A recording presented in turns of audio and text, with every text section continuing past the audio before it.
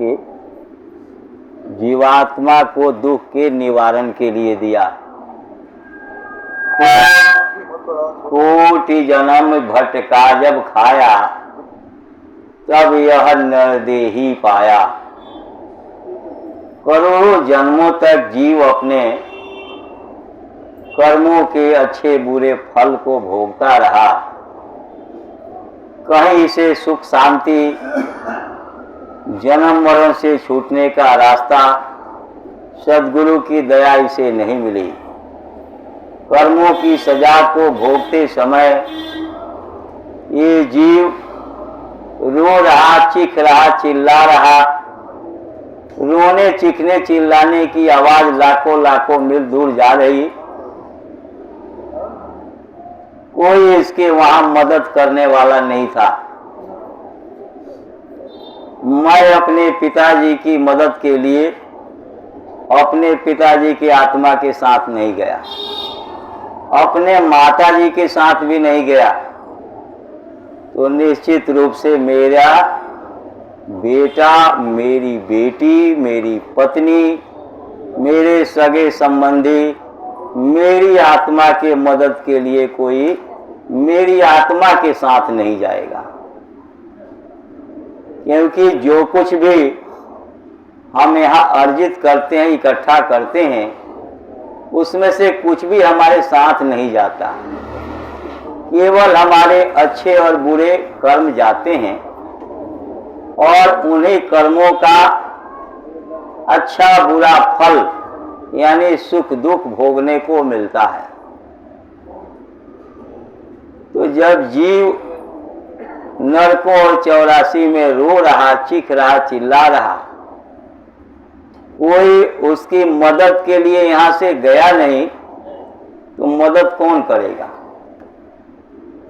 और जब कोई मदद नहीं करेगा तो अकेली जीवात्मा को वो सारा दुख भोगना पड़ता है। वहां जीवात्मा अपने आप को असहाय और अकेला महसूस करती है। अगर मनुष्य शरीर पा करके उसने गुरु की खोज नहीं की, गुरु कहीं दिखाई भी दिए हों, उनकी बात सुन करके अनसुनी अनदेखी कर दिया हो, तो उस परिस्थिति में आत्मा जो है गुरु के वचन को याद करती है, अफसोस करती है, पश्चाताप करती है कि हमने बहुत बड़ी गलती की, भूल किया। गुरु की बात को मान लिए होते, सुन लिए होते, गुरु के वचन को हृदय में उतार लिए होते, गुरु से प्रेम कर लिए होते, अपने जीवात्मा को गुरु के चरणों में स्थान बना लिए होते, गुरु के साथ जीवात्मा अपने घर आने जाने लगी होती, तो आज ये दुख के दिन जो देखने को मिल रहे हैं वो नहीं मिलता। लेकिन अब पछताए होत क्या, चिड़िया चुग गई खेत। अब पश्चाताप करने से कोई लाभ मिलने वाला नहीं है। सद्गुरु ने जब जीव को असहाय स्थिति में देखा, सद्गुरु ने विचार किया कि इसके सारे दाव, सारे अवसर निरर्थक और बेकार चले गए। अब तक इसको जितने मौके मिले, किसी भी मौके का इसको लाभ नहीं मिला।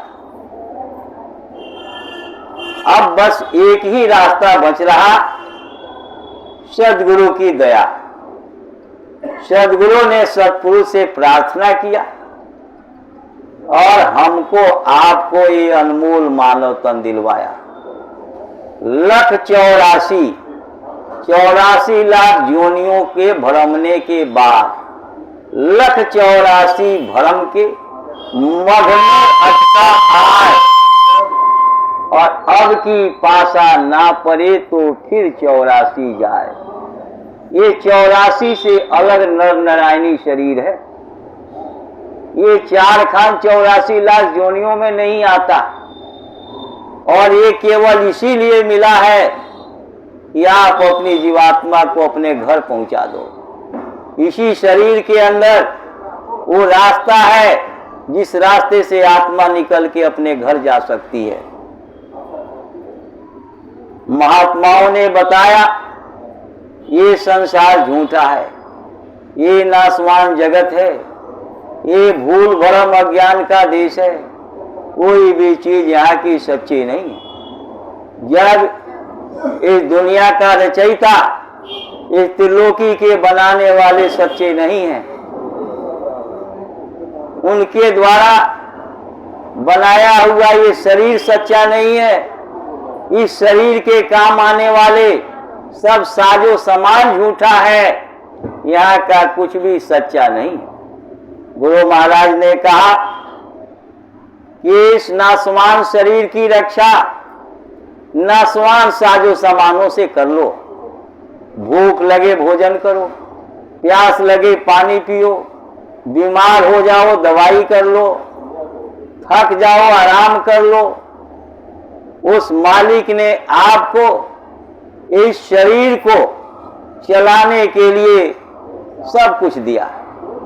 आपको भोजन, पानी, ऑक्सीजन, बीमार होने पर दवाइयाँ, जड़ी बूटी, ईंधन, आपको गाड़ी घोड़ा, आपको बिजली पानी, हर चीज की व्यवस्था उस मालिक ने जिसके देश में रहते हैं इस शरीर को चलाने के लिए उसने दिया है।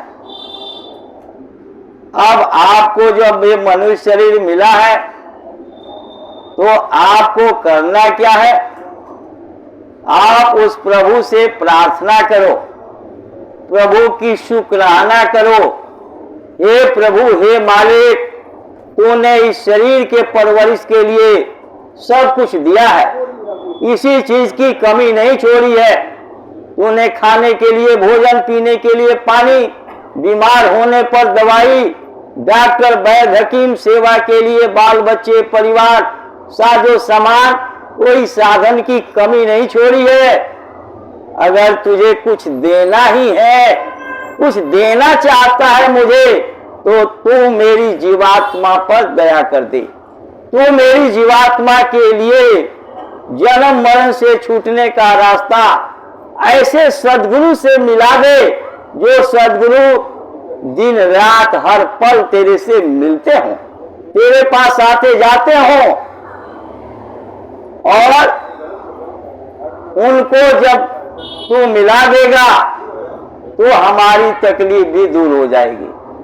तो जब आप प्रार्थना करेंगे मालिक से, तो मालिक दया करके ऐसे सद्गुरु से मिला देंगे जो रोज नित्य प्रति उस मालिक के दरबार में आते जाते हो, दरबार के दरबारी हो। आपको पूरे सद्गुरु के लिए ये प्रार्थना करना है मालिक से। दूसरी बात, गुरु महाराज कहते थे कि आप गुरु की पहचान नहीं कर सकते, गुरु को नहीं पहचान सकते, गुरु को नहीं ढूंढ सकते। आप भूखे को भोजन, प्यासे को पानी, कोई रास्ता भटक गया उसको रास्ता बता दीजिए। आपके दरवाजे से कोई भूखा प्यासा लौट के चला गया तो आपने उस व्यक्ति को नहीं लौटाया, आपने उस भगवान को, उस प्रभु को लौटाया, क्योंकि प्रभु की अंश आत्मा उस व्यक्ति के शरीर में, आपके शरीर में भी वही आत्मा है। उसके अंदर प्रभु से मिलने की क्षमता, प्रभु के सारे गुण अपने अंदर उतारने की क्षमता उस आत्मा के अंदर है, बशर्ते कि उसको उस मालिक से मिले हुए महात्मा मिल जाए, महात्मा का सानिध्य मिल जाए, संरक्षण मिल जाए, और उनके आदेश का पालन, उनकी भक्ति करके वो जीव उस मालिक के पास अपनी जीवात्मा को पहुंचा सकता है। इसलिए आपने उस व्यक्ति को नहीं वापिस किया, आपने भगवान को वापिस किया। तो जब आप भूखे को भोजन, प्यासे को पानी, यानी कौओं को दाना चुगाएंगे, उसी में से कोई हंस आ जाएगा, उसी में कोई महात्मा आ जाएंगे, और महात्मा जब मिल जाएंगे तो वो आपको रास्ता बता देंगे। अब रास्ता आपको मिल गया तो आपको उनकी भक्ति करनी। भक्ति मतलब आदेश का पालन। तो आदेश का पालन तो जब ही करेंगे जब उनसे प्रेम होगा। भाई भाई अलग हो जाते हैं, कोई जमीन खरीदना हो, किसी बच्चे की शादी करनी हो तो भाई को नहीं बताते कि कहीं ऐसा न हो कि भाई हमारे बेटे की शादी रिश्ता काट दे, बुराई कर दे, हमारे बच्चों की और शादी ना हो। लेकिन कोई विश्वसनीय मित्र आपका होता है तो आपको जमीन खरीदना है, मकान खरीदना है, बेटा बेटी की शादी करनी है, कोई भी आपको अच्छा काम करना है तो अपने मित्र से राय लेते हो। क्यों राय लेते हो? क्योंकि मित्र को आप अपना समझते हो, आपका मन मित्र को अपना मानता है। भाई को भी मन अपना मान रहा था, लेकिन जब अलग हो गए तो आपका मन भाई को अपना मानने से इनकार कर दिया। इसलिए आप भाई की राय नहीं लेते हो, अपने मित्र की राय लेते हो और राय मानते भी हो। उसी तरह से महात्मा कहते हैं कि आप गुरु से प्रेम करो। जब गुरु से प्रेम करोगे तब तो आप गुरु की बात मानोगे, तब तो गुरु की भक्ति करोगे, तब तो गुरु के आदेश निर्देश में चलोगे। अभी तो आपको गुरु पर भरोसा ही नहीं। गुरु महाराज ने कहा कि महापुरुष जब किसी चीज का आदेश करते हैं तो वो समझो कि वो काम तो हो चुका है, वो तो निमित्त मात्र, आपको एक माध्यम बनना है।